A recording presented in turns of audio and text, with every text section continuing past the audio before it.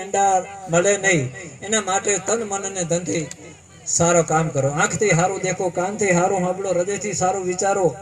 કે ભગવાને શક્તિ પ્રદાન કરી તો અથાયોગ દિન હિંદની સેવા કરો. કોઈનો આહુડો લુહો, કોઈના આધાર બનો, કોઈની લાકડી બનો, કોઈનું આંખ બનો. આ સેવાના કામ, સેવા ભક્તિ સૌથી મોટામાં મોટી ભક્તિ છે. સેવા ભક્તિ આ પંખીડો બે ચાર પ્રભ બાંધો, આ પણ સેવા. હવાના ઉઠી પંખી પારવાની સેવા, આ સેવા. કોઈને સારો રસ્તો બતાવો, આ પણ એક ભક્તિ કહેવાય. તો સદના ગ્રસ્ત આશ્રમમાં તમને લાંબુ ટાઈમ મળશે નહીં.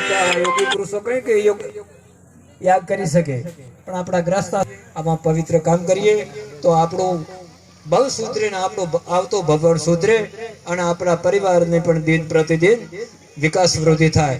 અને આપેલું છે તો જ મળશે, નકા કઈ મળતો દેંગા ને આલે દાન, આગળ ને ઉધાર. રાકે ભજાન રામ.